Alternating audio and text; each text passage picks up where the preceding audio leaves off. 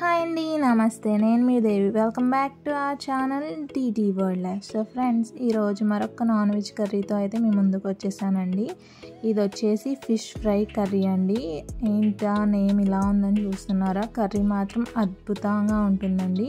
బిగినర్స్కి కానీ బ్యాచిలర్స్కి కానీ నేను చెప్పినట్టు చేసుకుంటే ఈ కర్రీ అనేది చాలా బాగా వస్తుంది. చాలా ఈజీ ప్రాసెస్లో ఎలా చేయాలో అనేది ఈ వీడియోలో అయితే మీకు చూపించబోతున్నానండి. చాలా ఈజీగా ఎవరైనా చేసుకోవచ్చు ఈ కర్రీని. చాలా టేస్ట్ కూడా అద్భుతంగా ఉంటుందండి. ఒక్కసారి అయితే ట్రై చేయాల్సిన కర్రీ అండి ఇది. సో ఎలా చేయాలో చూసేద్దాం. దానికోసం నేను ఒక 1/2 kg వరకు ఫిష్ని తీసుకొని దీంట్లో ఉప్పు, పసుపు అండ్ కొద్దిగా నిమ్మరసం వేసుకొని నీట్గా వాష్ చేసి తీసుకున్నానండి. తర్వాత దీన్ని ఒక మిక్సింగ్ బౌల్లోకి యాడ్ చేసేసి ఇందులో సరిపడా ఉప్పు, ఒక 1/2 tablespoon వరకు పసుపు అండ్ 1.5 స్పూన్ వరకు వచ్చేసి కారం అండి. స్పైస్ ఎక్కువ తినేవాళ్ళు కొద్దిగా ఎక్కువ కూడా యాడ్ చేసుకోవచ్చు. అండ్ దీంట్లో ఒక అరబద్ద నిమ్మరసం అండి. అండ్ అలాగే 1 స్పూన్ వరకు వచ్చేసి అల్లం వెల్లుల్లి పేస్ట్. ఇవన్నీ వేసుకొని దీన్ని ఒక్కసారి బాగా మిక్స్ చేసుకోవాలండి. పీసెస్ అంతాకి మసాలా మొత్తం పట్టేటట్టు ఒకసారి బాగా కలిపేసుకొని బాగా అప్లై చేసేసుకోవాలి ముక్కలకి మసాలా. ఈ విధంగా మిక్స్ చేసేసుకొని దీన్ని ఒక అరగంట అయితే ఫ్రిడ్జ్లో పెట్టుకోవాలండి. గంట నుంచి ఒక అరగంట వరకు పెట్టుకుంటే మనకి ఫిష్ ముక్కలు అనేవి చక్కగా టెండర్గా రెడీ అవుతాయండి. సో దీన్ని ఒక గంట పాటు ఫ్రిడ్జ్లో పెట్టేసుకున్నానండి. సో తర్వాత స్టవ్ ఆన్ చేసి కడాయి ఒక టేబుల్ స్పూన్ వరకు ధనియాలు, ఒక టేబుల్ స్పూన్ వరకు జీలకర్ర, ఒక 10 నుంచి 15 వరకు మెంతులు అండి. అంతకు మించి తీసుకోకూడదు, చేదు వచ్చేస్తాయి. సో తర్వాత మన కారానికి సరిపడా వచ్చేసి ఎండుమిర్చి అండి. నేను ఒక 6 నుంచి 7 వరకు తీసుకొని ఇవన్నీ దోరగా ఫ్రై అయ్యి మంచి అరోమా రిలీజ్ అయ్యేంత వరకు లో ఫ్లేమ్లో పెట్టుకొని ఫ్రై చేసుకోవాలండి. హై ఫ్లేమ్ చేయకూడదు, ఎందుకంటే హై ఫ్లేమ్లో పెట్టేస్తే మనకి మాడిపోయే ఛాన్స్ ఉంటుంది. సో స్లోగా చక్కగా లో ఫ్లేమ్లో పెట్టుకొని మంచి అరోమా అనేది రిలీజ్ అయ్యేంత వరకు ఫ్రై చేసుకున్నాక చల్లార్చుకొని మిక్సీ జార్లో యాడ్ చేసుకోవాలండి. అదేవిధంగా ఇందులో 4 లవంగాలు, 1 యాలుక అండ్ 1 ఇంచు దాల్చిన చెక్క అండ్ అదేవిధంగా ఈ విధంగా పెద్ద నిమ్మకాయ సైజు ఉన్న చింతపండుని తీసుకొని విడదీసుకొని అది కూడా యాడ్ చేసేసుకుంటున్నానండి. ఒక 2 ఇంచుల అల్లం ముక్క, ఒక 5 నుంచి 10 వరకు వెల్లుల్లి రెబ్బలండి. ఈ విధంగా తొక్క తీసేసుకొని యాడ్ చేసేసుకుంటున్నాను. ఇవన్నిటిని ఒకసారి కోర్స్గా బ్లెండ్ చేసేసుకోవాలండి. ఈ విధంగా బ్లెండ్ చేసుకున్నాక దీంట్లో కొద్దిగా వాటర్ వేసుకొని చక్కగా పేస్ట్ అయ్యేటట్టు మిక్సీ పట్టేసుకోవాలండి. మిక్సీ పట్టేసుకొని ఈ విధంగా మన పేస్ట్ని తీసుకొని ఒక బౌల్లోకి ట్రాన్స్ఫర్ చేసుకొని పక్కన ఉంచుకుందామండి. సో తర్వాత మనం ముందుగా తీసుకున్న కడాయిలో ఒక 5 నుంచి 6 టేబుల్ స్పూన్ వరకు ఆయిల్ అయితే యాడ్ చేసుకొని ఆయిల్ హీట్ అవ్వనిచ్చుకోవాలండి. ఈ విధంగా ఆయిల్ హీట్ అయ్యాక మనం ముందుగా మ్యారినేట్ ఉంచుకున్న ఫిష్ ఉంది కదండి, ఆ ఫిష్ పీసెస్ని ఒక్కొక్కటిగా ఈ ఆయిల్లో ప్లేస్ చేసుకోవాలండి.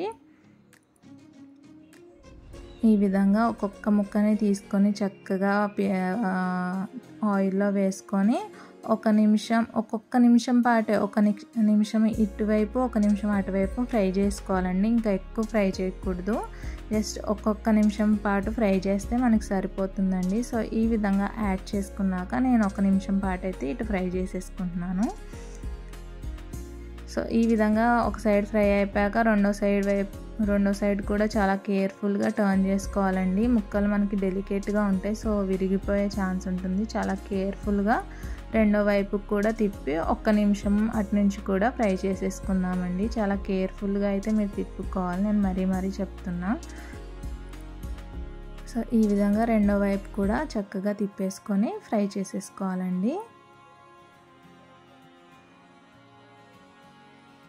మీకు ఇలా కుదరదు అనుకుంటే మీరు 1 స్పూన్ కూడా తీసుకొని చక్కగా స్పూన్తో టర్న్ చేసుకోవచ్చండి. ఈ విధంగా కేర్ఫుల్గా టర్న్ చేసేసుకొని ఇటువైపు కూడా 1 నిమిషం ఫ్రై అయిపోయాక తీసుకొని ఒక ప్లేట్లోకి ట్రాన్స్ఫర్ చేసుకొని పక్కన ఉంచుకుందామండి ముక్కల్ని. సో చూసారు కదా, నేను తీసేసుకుంటున్నాను.